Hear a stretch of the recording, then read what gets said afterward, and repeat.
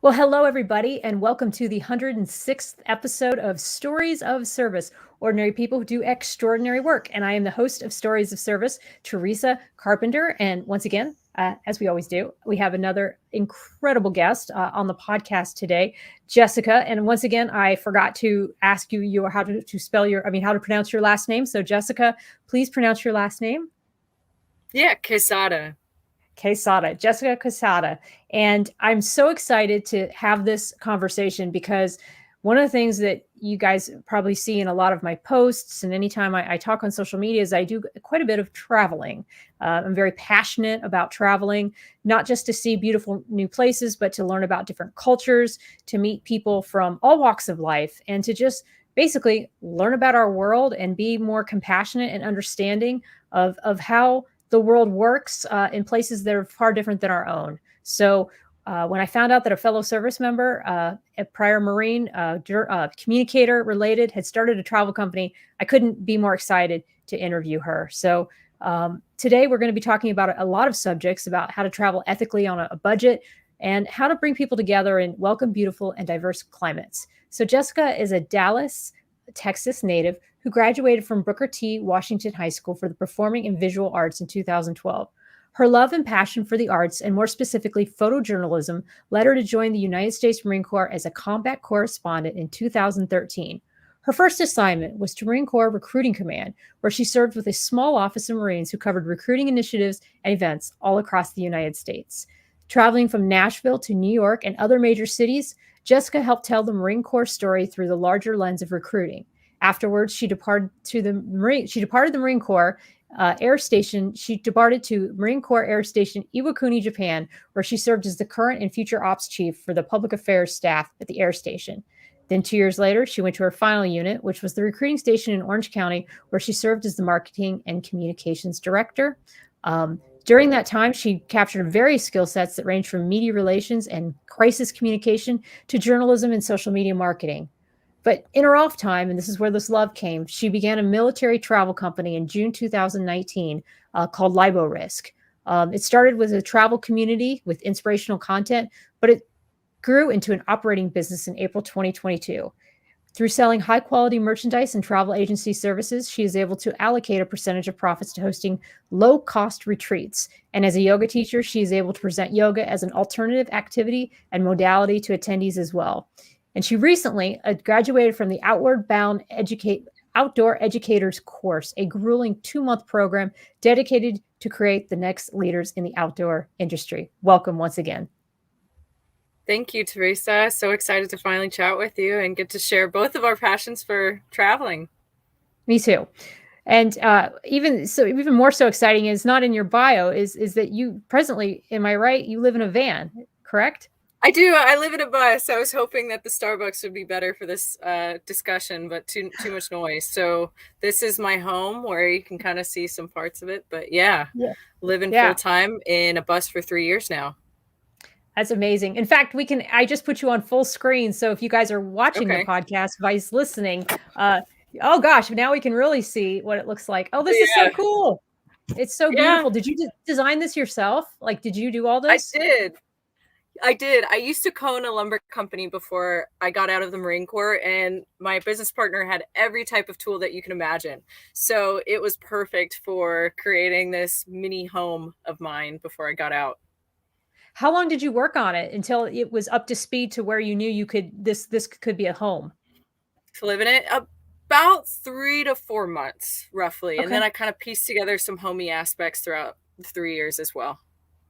Oh, that's so cool. My husband and I, we've lived the RV lifestyle, but we've always said that one of the things we want to do when we retire is get a van and go across the country and just figure out where we truly want to settle down in the United States, like the most veteran friendly, the best place with all the good deals and beautiful sights. But we want to just, get a van because we know like parking is a lot easier than an RV. There's a lot of conveniences with the van that you don't necessarily have with a big giant RV. Oh, for sure. This is a 5-window bus, so it's about 23 feet. Fits in a parking spot, a little bit extended, but it's the perfect size. And it's built for impact, like to carry kids. So this thing is super safe too. Highly recommend it. Awesome. Awesome. All right. So first off, I always love asking all of the guests who have prior military service, what was it like growing up with you for you as far as like, did you have this passion for the military and for service? And then what inspired you to join? Sure. I had no inclination to join the US military when I was younger. My only exposure to it was my brother, who wanted to become a Marine, but because of unfortunate decisions that he made throughout his life, he was not able to. And so that was the only way that I was exposed to it. I also kind of felt like being at an art school that was pushing the arts in college so much, I just didn't want to sit in a seat for another 4 years. I wanted to go out and experience the world. And photojournalism is one of those degrees in which it doesn't matter, or it's one of those fields that it doesn't matter what degree you have, it's more about the experience. And the US Mhm. military is nothing but a big, fat, juicy piece of experience, right? So I found out about photojournalism and the job field in the military while I was going through my senior year, and I felt like it was something that would align not only with what I want to do, but it's nothing that anybody else at my school was doing. It was a very liberal school Yeah, that was not super supportive of the military. I'm sure. I remember, no, they weren't. And so it's like, I don't want to do what everybody else is doing. I want to do what I want to do. And to this day, it's the best decision that I ever made.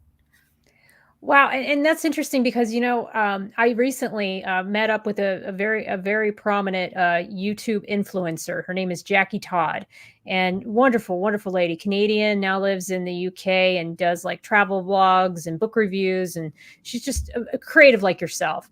And she told me like, had she known that there was a home, like there was a place in the military for people like her, like Mhm. yourself, who went into photojournalism. She said I probably would have gone down a completely different road. And people just don't know that you can be a creative and still serve your country.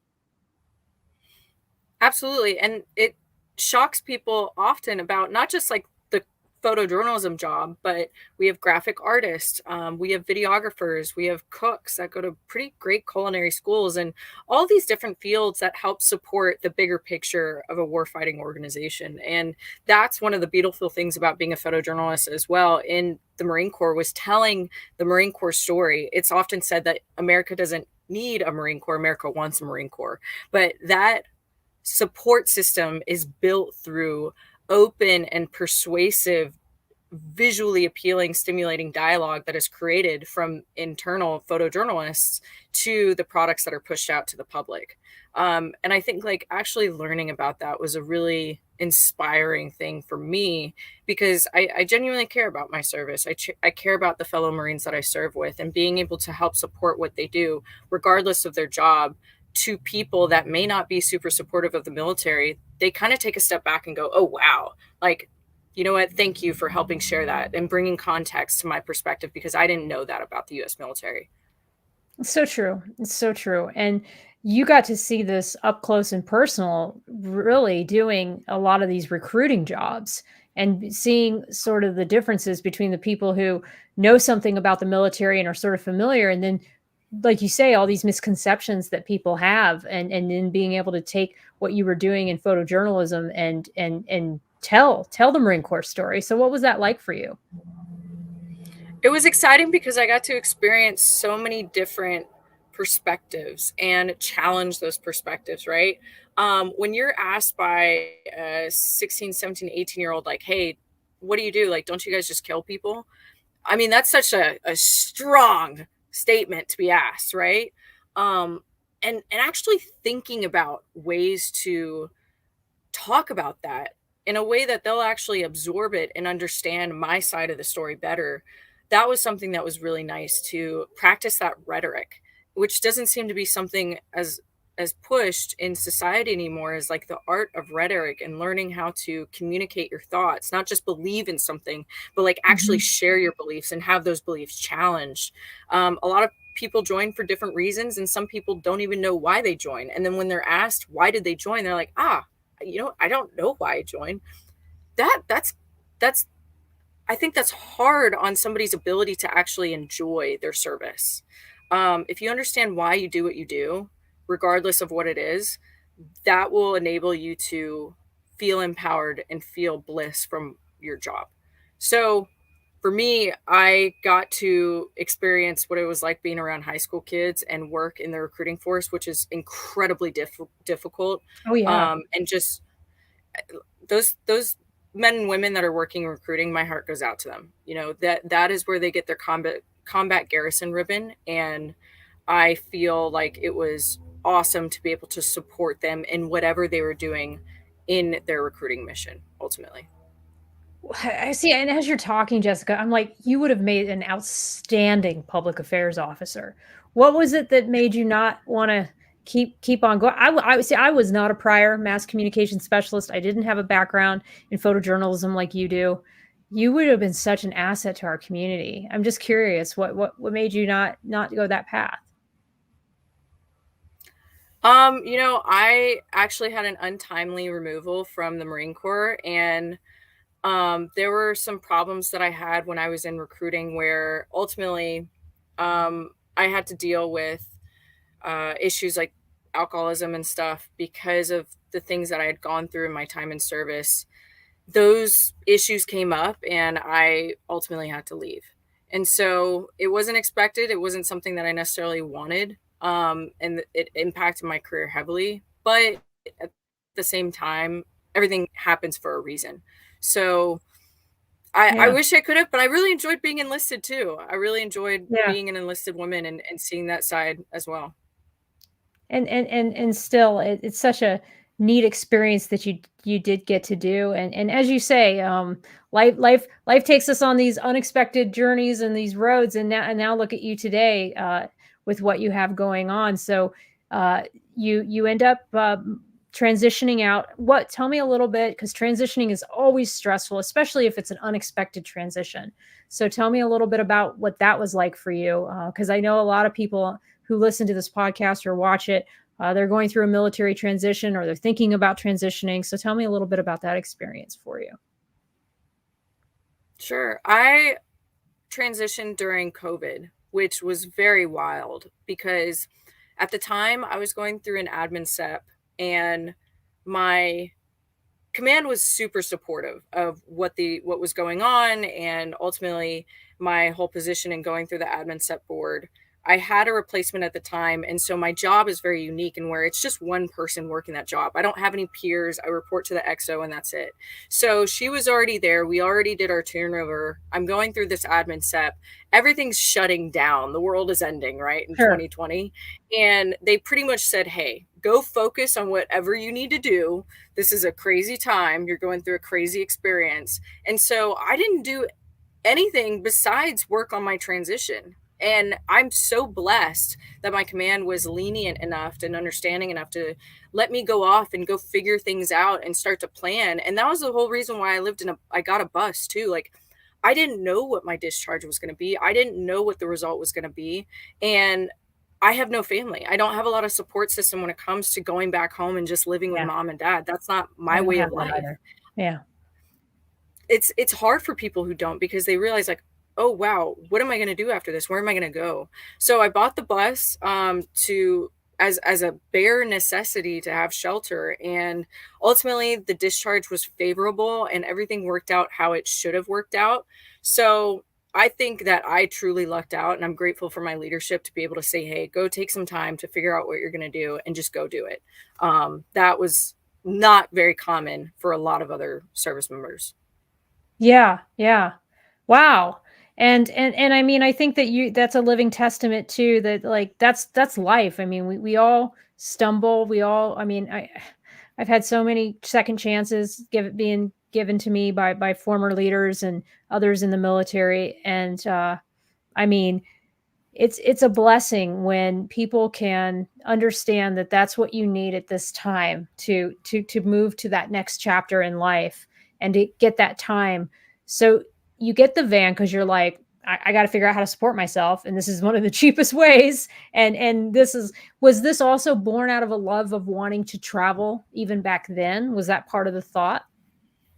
Sure. I always wanted to live in a van or a bus or something, but I saw a bus on Facebook Marketplace and I was like, oh, that's cool. It was before it became super famous on Instagram. So I looked at this thing. I was like, you know what? This thing is super reliable. It's built for impact. It's the safest thing on the streets.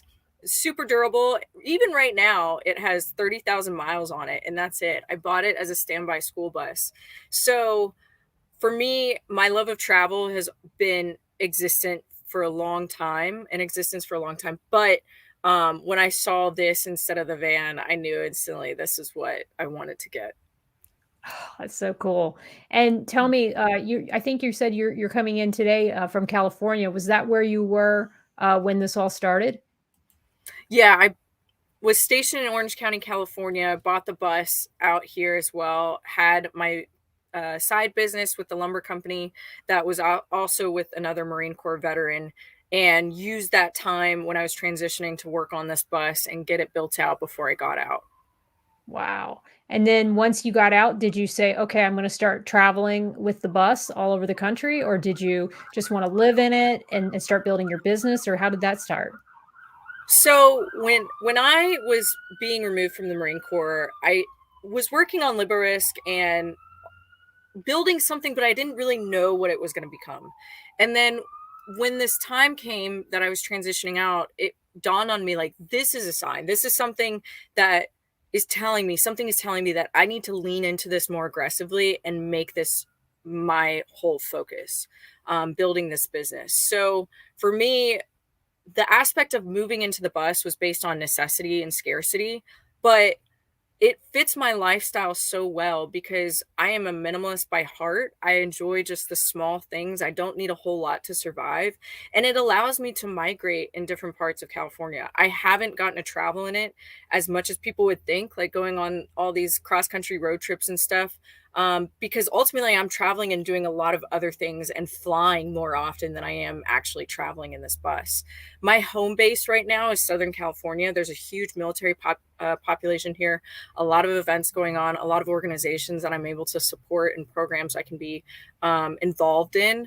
But ultimately, it's just my lifestyle. I'm a simple person with simple needs. And I feel like veterans are the best candidates to live in a vehicle because it requires flexibility, adaptability, great spirit and appreciation for the basic things and knowing how you're going to brush your teeth. You know, if your fridge stops working, how are you going to get ice and keep your food fresh? And just there's so much challenge and change to it that instead of going through that in the military, which is a lot more strenuous and hard on the heart, I'm doing it in my environment on a consistent basis that I'm still like maintaining an aspect of resiliency in comparison to people in normal society. Mhm. If it does that make sense? It does, because it's constantly keeping you in a place where you're challenged because there's always with living in a I mean, I've lived in an RV and those things break constantly and you can't afford to hire somebody to fix all the issues. You in my case, I happened to meet somebody who also lived in an RV and that's how we met and married. But that isn't always going to happen. And had that not happened, I would have had to probably really learn how to fix shit myself and do those things because I was not about to give up the lifestyle at that time and or pay thousands of dollars out of pocket for repairs and other things. And you're right, there's this flexibility, there's this freedom. And I mean, oh my God, I saved so much money. I mean, I was paying like $500 a month for my RV parking spot in Bremerton, Washington. And it was nice. I mean, it wasn't the greatest RV park in the world, but it was like you, I'm a minimalist as well. I didn't care. It was good enough for me. And the people were friendly. We never had any problems or any troubles. And then my husband ended up, he was my boyfriend at the time, but he parked his RV on a piece of property with a guy who we're still friends with to this day. And Mhm. he started off by, giving him a very small amount of rent. And then eventually became friends, which is what my husband always does. And he started just kind of helping him out, like around the house and doing little things here and there. And it got to a point where he really wasn't paying too much. but it was more like a quid pro quo because, you know, Harry's so useful at doing things and finding ways to be valuable. So it is definitely an interesting lifestyle, and one that I regret leaving, to be honest. I think probably we'll end up doing it again sometime in the future. So you're living in the van. You've got this travel community, and correct me if I'm wrong, I think this started off as just sort of a Facebook group, right? That was kind of the genesis. Yeah, I started a Facebook group in 2019 because I felt like there wasn't a space for military travelers to connect. And Mm-hmm. oftentimes, people in the service feel really discouraged from all of the travel prerequisites they have to complete, you know, the lack of command support. And there's genuinely a lower sense of curiosity for experiencing life outside of the military that hinders personal growth for servicemen and women. So for me, I had the intrinsic curiosity because my grandmother was an avid traveler. She was constantly, you know, going all over the place and bringing back these trinkets, and I felt very inspired by her sense of wonder. So that was already a part of who I am coming into the Marine Corps, but I didn't really meet anybody else who was doing that. So I started the Facebook group as a way to just connect people, share some content, get some stories thrown out there, and get people inspired about what it's like to experience life outside of the military. And then the Instagram started blowing up, and all the support from people just messaging me saying, hey, like, this is awesome, thank you for doing this, led to me eventually hosting our first meetup, which I had previously coordinated events for the Marine Corps in a professional capacity, especially in recruiting for like their events with high schools or local organizations, whatever it was. So using that experience in the Marine Corps, I transferred that into providing an experience where service members and veterans could just meet up. They don't have to think about anything, and they just get to have fun, unadulterated, pure fun. So we hosted our first event in October of 2020, where we went scuba diving in the morning, went to go have lunch after, and then did sea kayaking in La Jolla, California in the afternoon. That's so cool. Yeah. How many people showed up at the first meetup? It was like 15. If you want, that's I so can show you cool. the original picture. It's so, Yeah. okay. So, right here. So Oh, this there it is is. the group.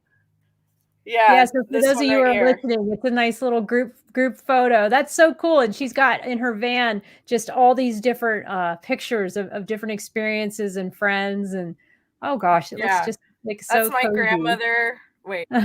That one. That's my grandmother right there. And then, Really put you on yeah, full lots of screen. photos, all different types of content. Oh my So gosh, yeah. yeah, there we go. Yeah, so if you're listening to this on the audio feeds, check out our my YouTube channel, and you'll see the inside of her van. That's really neat. You've got like almost like a whole photo board right there of different experiences, and I see a bus in there. Oh, it's so Yeah. cool. You're making me really miss my RV lifestyle. I told my husband, I said, we don't really need a house anymore. Like we know where I'm going next. Not ready to announce it yet, but I said we just got to buy another house and then turn it into a short term rental, and then we just buy a van or an RV and we'll be fine. I definitely can relate to what you're saying. And so you do the meetup, and you're like, whoa, this is really successful. When did it start to dawn like on you that this isn't just a meetup and a Facebook group, but this could actually become a business? I think it was after that very first meetup. I Mhm. felt the energy and the excitement of strangers coming together and leaving friends as friends. That Mhm. was so inspiring for me to have the power and the responsibility of curating that experience. Right. And from there, I went to an experimental mode in 2021 and 2022, hosting back to back trips or events, single day meetups to weekend long experiences. And I quickly learned like what I should do and most importantly, Sure. what I should not do. Yes. So that really happened from like the first event. I just felt the energy and the excitement of people and wanted to continue that but also be a resource. So one of the other great endeavors that I took on was developing a website where we consolidated all of the outdoor and recreational organizations that exist. So on my Mhm. website, you can see by genre and by state all of the military nonprofits that are doing these outdoor recreational programs. And I just started getting connected with them and sharing their mission. Like we do a Wednesday Warrior shout out where I highlight one of those organizations and talk about what they do. And I participated in a lot of their programs so that way I could help share, what it is they have to offer for this space of travel, recreation, in the outdoors. So I took the time in building this website out, Oh, it's and beautiful. it's I'm it's so showing it right awesome to now. see how long it took. Can you see Yeah. it? You can see it on the screen. I mean, this is gorgeous. You have like all these different sections and events right here, an events tab. Wow. This is a beautiful website, Jessica. Thank you. Thank you. Oh, there we go. You got an event right here. Early birds sold out. RSVP for regular price next Yeah. February, right? Right here.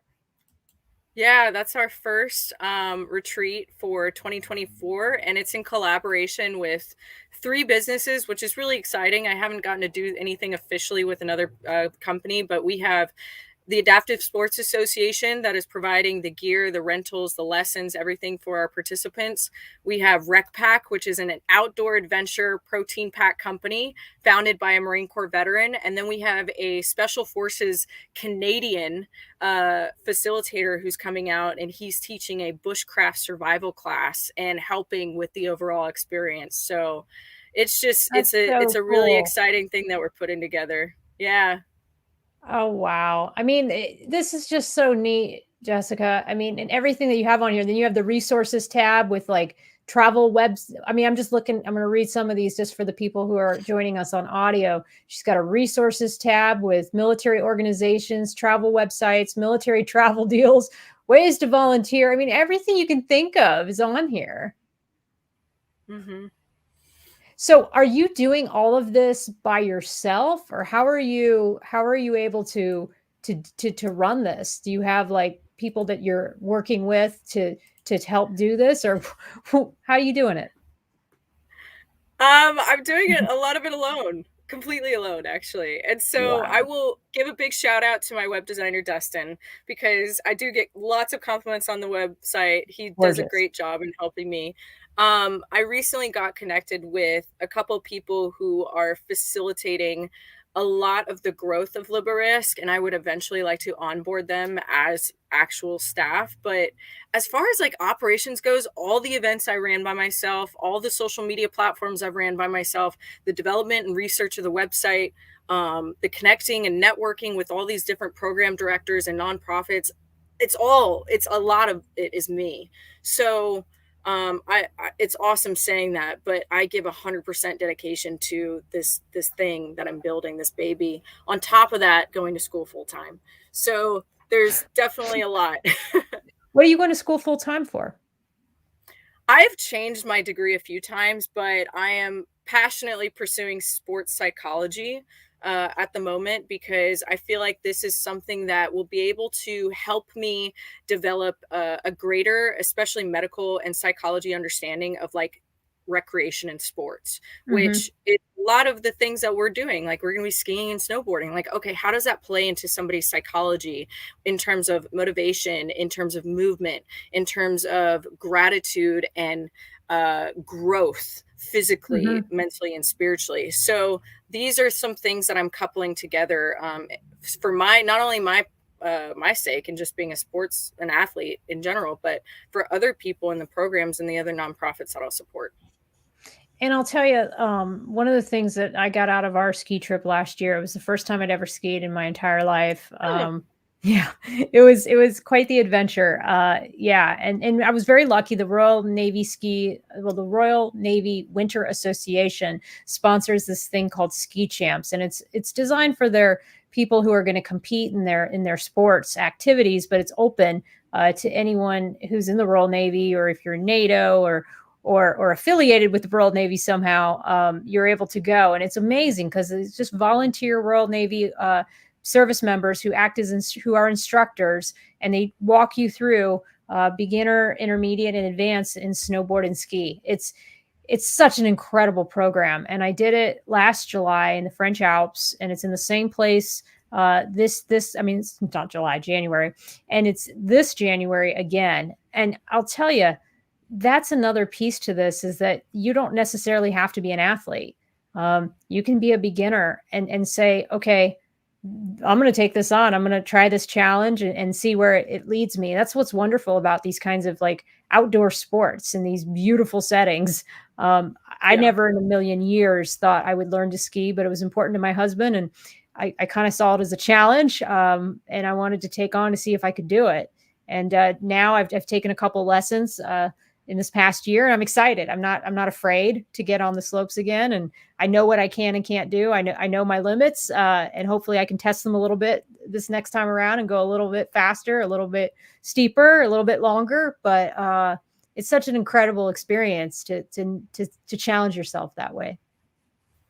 Yeah, and so I love that you bring that up, because that correlates to one of our first ethos. We have 3 specific community ethos: be receptive, be respectful, and be risky. So receptiveness is required in order for somebody to actually take on something new. You have to be open-minded and willing to absorb an experience and say yes to something. That is the first prerequisite for anything. So like, you were receptive enough to take on this challenge, to take on this sport. And when you bring language to that, when you identify a standard and an ethics for a community member, they start to look at things differently and say, how can I be a little bit more receptive to things in life? Instead of saying, oh, that's not my cup of tea. It's like, well, you didn't even try it yet. You know, just give it a shot. See what happens, man. It's not that hard. There's reward in that. And so it's awesome that you're able to identify that and experience yourself, because that's something that happens time and time again at our events. Well, I'll tell you, like, I had a big insecurity about trying new things and about learning in front of other people, and I still do. So I have to be very careful about not letting that get in my own way. And I knew I was doing that. And my husband even said, I won't be the one to teach you this. You will not learn from me, because and you're in a couple, in a relationship, and there's power dynamics. There's just too much on the line to try to have your husband teach you how to ski. But the guy that taught me was patient. He was kind. His name's Craig, and he's still a friend of mine, and follows me on LinkedIn, likes a lot of my posts, and I'll see him again this January. And I didn't care about sucking in front of him, and being like the slowpoke. I tried my best to keep up. I was by far the oldest person there. I mean, it was all a bunch of kids in their 20s and 30s, but I just rolled with it. I said, this is my opportunity to learn this. And if I can get this down, this is something my husband and I can enjoy together for many, many years. That's how I saw it. I was like, well, and it's beautiful. And I got some stuff for my circulation. I have Raynaud's syndrome, so my fingers and my toes go numb in cold weather climates, but there's these wonderful circulation pills that you just have to go to medical to get. And if you are consistent with taking them, your fingers and your toes don't go white. So once I learned that, I think that also changed things. So yeah, I think that it's so beautiful what you're doing. And I'm sure you do. Tell me about some more of your activities and some of the more things that you guys are doing. Yeah, so we have done anything from horseback riding to rock climbing to kayaking and camping and hiking, lots of different things that incorporate some element of being active and being mindful. And like, that was one of the things that was really fun this past year, is solidifying, okay, what are we actually doing? It was nice to play with this idea, but now that we're a business, we need to understand fully what our function is and how we operate. So coming into 2024, we are going to be hosting affordable retreats that focus on outdoor or adventures, focus on health and wellness, or cultural immersion. And the outdoor adventure piece and the cultural immersion, that's easy to explain because that's intrinsic to travel. You can either be outdoors, or you can be engaging in an adventurous activity, or you're interacting with the culture in some capacity. That is inherent to travel itself. Sure. The health and wellness piece is injected because ultimately, I can sell travel to you all day long and show you all of these amazing experiences. But if your mind, body, and spirit are not well, how are you going to be able to do that? And you may be restrained physically because of disabilities. You may be restrained mentally because of psychological issues that are preventing you from wanting to take healthy risks, from wanting to engage. Maybe you're suffering from depression, isolation, anxiety, whatever it may be, PTSD. And then we also have the spirituality piece, which is the void where human connection is lacking right now with not only other human beings, but with the rest of the world and potentially a higher being, whatever you want to think about in that terms, right? So I'm not coming into the health and wellness retreat saying, hey, I'm a licensed anything or a doctor anything. I just know what has worked for me. I know what has worked across the board for other service members and veterans. Let's equip our participants with all of these tools that are holistic and genuine to the nature of the experience, and be in a really beautiful remote place where they can fully absorb, fully grow with a community that is going to help them be vulnerable and help them feel safe to expose who they authentically are as a service member or veteran. So I stress that tremendously because, again, I have met so many people who say, I would love to travel, but I would love to go outdoors and do this, but so that piece in itself is very important. So we'll have those 3 types of retreats. In addition to that, we have a travel agency that's in operation. And unfortunately, and I think we've talked about this before too, is like, I have found the travel agency industry to be very unethical. I got a lot of beef with travel agents because they are oftentimes encouraged to sell these overpriced, prepackaged BS excursions or experiences that have nothing to do with the local people or the place. And it really creates like this vacuum where nobody who uses a travel agent can authentically experience like the local population and the culture. And I'm not saying that that's an end all be all statement, Yeah, but not every single one. yeah, and but it's just like I am as a travel agent, my host agency is designed for me to push certain vendors, certain hotels, certain excursions, and this and that based on commission. It's not like actually what the client wants. Right. So I got a problem with that because I would love to use a travel agent and hire somebody who could just like plan all of it for me and take the headache away. And I got this and this and this to deal with. But if you're telling me that I can only go on this trip if I spend $5,000, I'm sorry, bullshit. Bullshit. Yeah. Like I just helped out a sailor plan a New Year's Eve trip to go to Iceland for 10 days for 3,400 all inclusive minus food. And when I was talking to other agents about planning this trip, they're like, "Oh no, that's like an $8,000 to $10,000 trip." No, it's not. You're not looking at hostels. You're not looking at local transportation. All these things that are readily available to a traveler if they want to take it. So, like, I get very frustrated with that because travel agents should help out the customer with the customer in mind, but the industry doesn't work that way. So, No, it doesn't. we're maintaining the travel industry or the travel agency to ultimately help out with especially some of the retreat side and planning and helping people book their flights and things like that. But the biggest focus right now is just creating these affordable, intentional retreats where service members and veterans can elevate their perspective of humanity through travel, recreation, and the outdoors.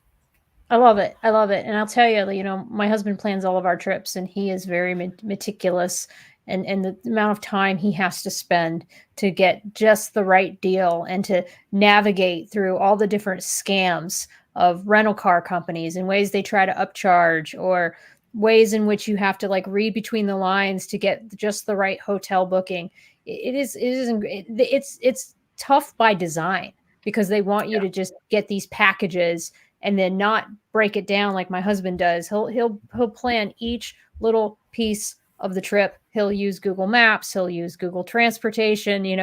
Look up the public transportation in that area. All those things, and most people, like you say, they think they just don't want to do it or they don't want to take the time. And then, as you say, the industry is catered towards making money at all costs. At the expense of the local populace, at the expense of animals. I know we've discussed that quite a bit. It's really sad to see how little information exists out there of how much the travel industry, and it's not all bad. You can't paint everything bad, No. but how much it preys on how oversaturated it's become. Because I think people these days can travel internationally, I think more so than they've ever done before. And because of the internet, they can see things more easily. Everything is just seemingly more accessible. And so, because it's become more accessible to travel, it's become oversaturated with a lot of things that I think get in the way of proper travel.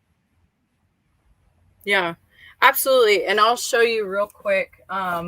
This was the book, Overbooked by Elizabeth Becker, that I started reading, that really dives deep into the unspoken issues within the tourism industry. And again, not to say that it's all bad. Like, I'm in the tourism industry. I love what it's about.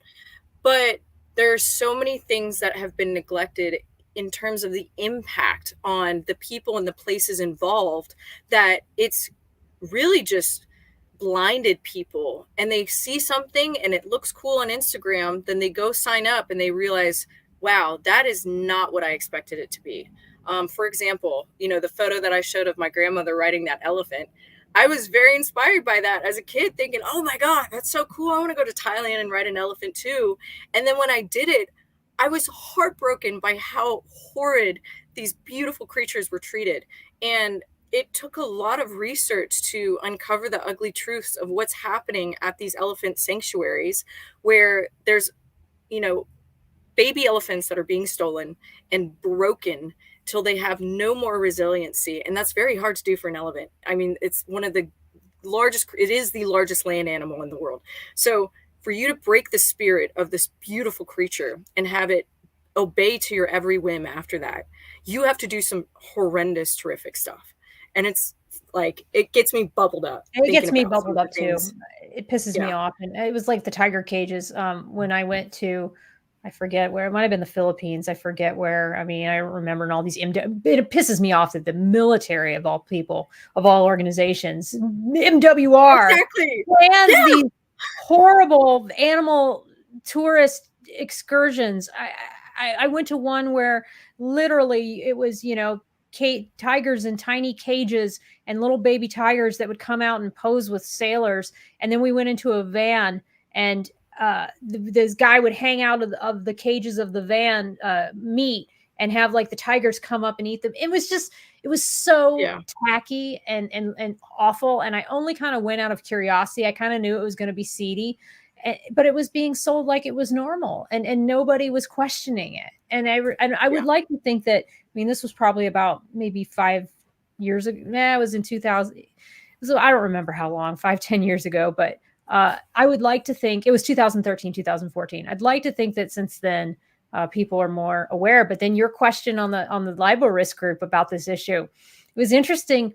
A lot of people knew, but a lot of people didn't. Yeah.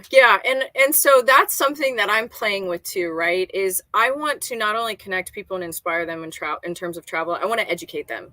I want them to know the hard facts about, hey, what you're doing actually is pretty rough on things, people, or places. So when I brought up that question, and just for everybody who's curious, like, I asked, what are your thoughts on riding elephants?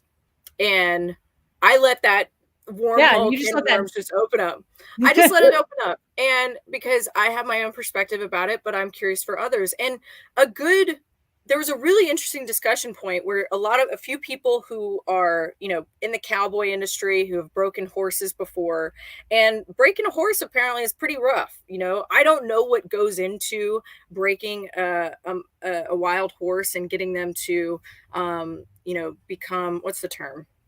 Not domesticated, but become acclimated to a human riding it. It's domestication to a point, right? So it's like, what's the difference between that and an elephant? I was like, that's a good fucking question. All right, let's talk about that, right? So, and I find the difference to be ultimately, even with that, when I meet cowboys and people who take care of their horses and other wildlife and farm animals, they really take care of them, especially if they're theirs, not like some big corporate organization or meat, it is their animals. They really take care of them. So it's like, these elephants, these tigers, they're not being taken care of. They're being broken down and domesticated for our entertainment and then left to rot. Yeah. That is the problem. It's not like, hey, we are humans and we're using animals and the environment to create something better. Horses are used often for a lot of great things. So are mules for logistical purposes, for farming, whatever it may be. But you are taking care of that animal afterwards. You're not bringing it down and stupefying it to this beaten, worn out mammal that has no reason to live otherwise afterwards. And That not is to what's mention things happening. like bull hooks, those Oh yeah. yeah, I mean, there's all these horrible things that are used in those industries. And I mean, it's such a hard issue too, because you're also sometimes dealing with a culture that might not even see it as being wrong, because Yeah. culturally that's just how those animals are regarded. I can remember being Mhm. overseas and seeing animals tied up and chained, and it was like no big deal. Like I was at a party, I'll never forget it, and there was this dog outside, and it was on a chain that was, maybe 3 foot long, and it was tied to a workout bench, and it was just Oh wow. growling and barking, and nobody was paying any attention to it. It Yeah. wasn't even there. It was somebody's dog that just didn't, couldn't be around the people at the party, but there was just no regard, because in that Yeah. culture, and for those people, and those weren't terrible people.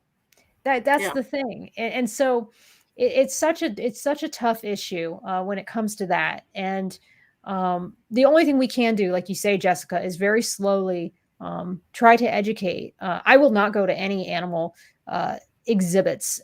Even zoos I'm weary of. um, Yeah. it's hard. Like I'll go to a zoo, and I'll kind of like some of it, and then some of it I just like, oh, those cages are too small. Or I mean, it's hard. It's like, well, then where does it stop? Like I told you, like, oh, okay, we're all going to be vegans now. And Mhm. you got it, and you always have to draw your ethical line. What makes you the most comfortable and what you can live with. But I think we got to do the best we can with what we have and with where we are. And there are some things like animals in entertainment that I think are just easy for us to give up. Yeah. Maybe especially in first world cultures. I know in some other cultures that this is a livelihood for people, and those are the places where I think it's going to be the toughest to break. Yeah, it will, and it's kind of changing in Thailand specifically, right? Where we're seeing less participation in these animal sanctuaries where participants aren't riding the animal, and now those fake sanctuaries are actually being turned into real sanctuaries where the participants will come out and they'll help out with communal activities to help care for these rescued elephants that were being tortured and abused. So people are paying money to go do that. And I would much rather say, hey, I'm going to go stay at this beautiful local farm in Chiang Mai and help out with the chores for this elephant than ride it. So there's Right. a shift that's happening, but it requires open-mindedness to know that, you know what, you may have participated in something that was cruel and unusual and unnecessary, but you don't have to continue those activities. Right. So for me in Liberisk, I really want to continue with that education piece, whether it's sparking controversial conversations or just posing a question and saying, what are your thoughts, everyone? And that's where real change is going to happen, especially from people in the military who feel as if like when they get out, they don't have any participation in service anymore. It's like, no, your uniform is just an identifier. You can continue to serve as a conscientious traveler abroad if you make these ethical travel decisions. So true. So true. I feel the same way about civic advocacy. Mhm. You can continue to serve your neighborhood board, serve as a community watchdog, Yeah. serve in the policing of crime in your city. Ask the cops to do a ride along. Ask them what the issues of concern are within the neighborhood, and be part of the solution of coming together as a community to help solve some of these issues. I don't think service stops just because we stop serving. I think that Yeah. our service becomes something different, and becomes what we make of it later on. And I believe that you're absolutely correct. Veterans are the best community to continue to carry these messages. And I do think that veterans can make the best advocates and the best people to speak up and to stand up and to demand change where change is needed. And the travel industry is certainly one of those places. And you've educated me a lot too. I mean, I certainly never thought of I knew that the people that worked on cruise ships sometimes were not necessarily given the most ideal working hours or ideal pay, although in their own countries it may be a lot of money. But I definitely do think that cruise ships especially are exploiting in many ways.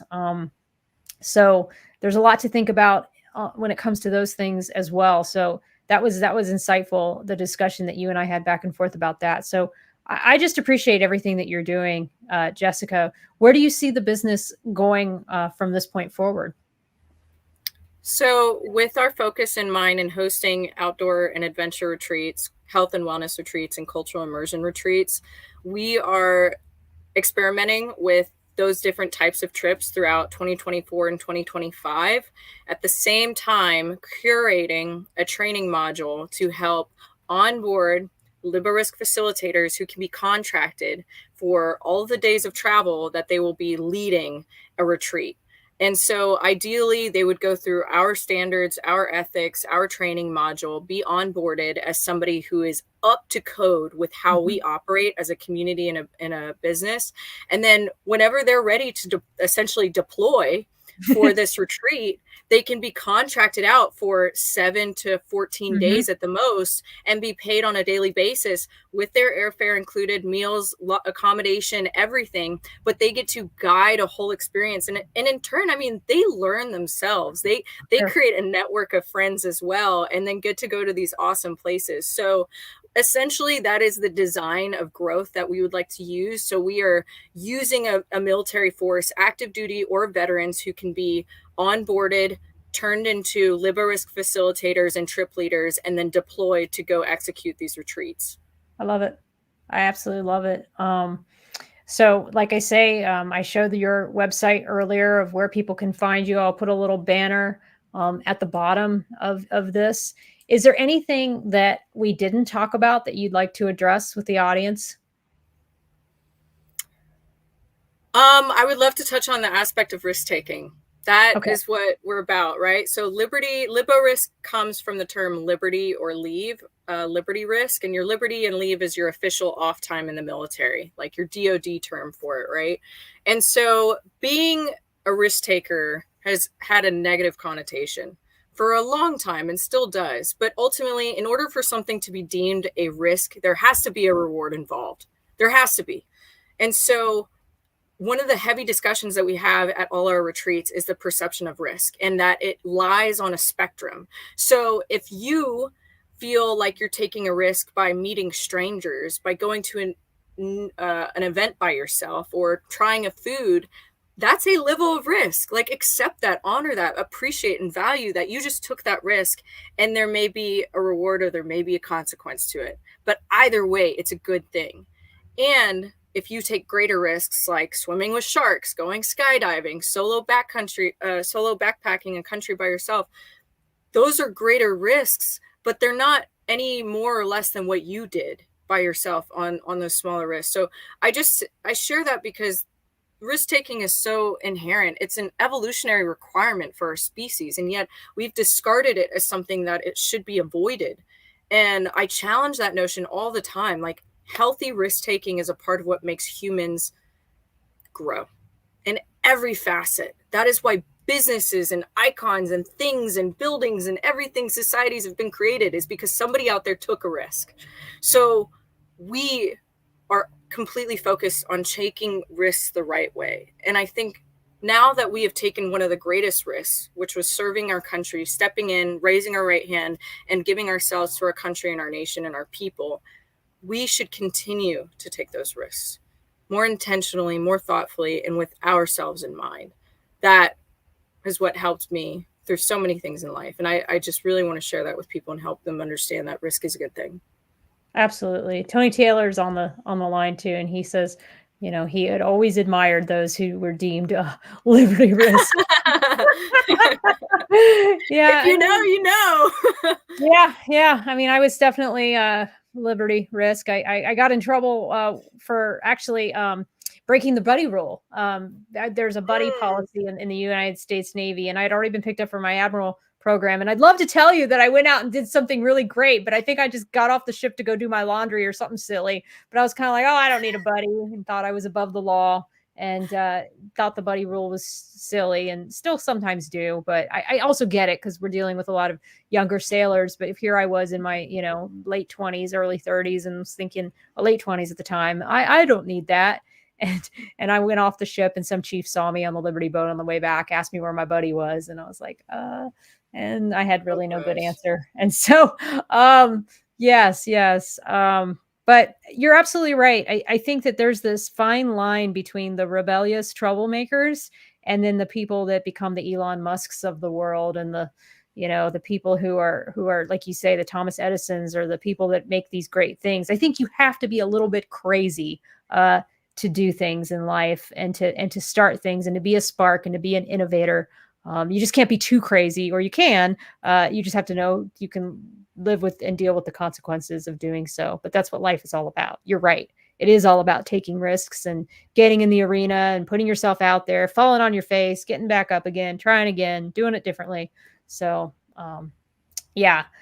Well, thank you so much, Jessica. This has been a very engaging conversation. I love talking about travel. I love what you're doing. I'm a fan, and definitely I look forward to seeing where this company grows and goes as time goes on. Thank you, Teresa. It's been such a pleasure catching up with you and chatting. And again, thank you for being inspired about LibreRisk and wanting to be a part of our community. It helps with spreading the word and helping people understand there's more to life beyond the compounds of a base or even the fabric of the uniform. So thank you for having me on here. Absolutely. I'm going to go full screen, but I'll meet you backstage just to say goodbye. But thank you again. And everyone, thank you so much for taking the time to join me today. I don't really think I have a whole lot of announcements at this point, but I hope you enjoy the rest of your evening. And I hope that you were as inspired as I was from this conversation. I definitely got a lot out of it. In fact, I myself am going to Portugal at the end of next week. So going on my own trip for a few days. So I'm sure you'll see some pictures of that. But take care, enjoy the rest of your evening, and bye-bye now.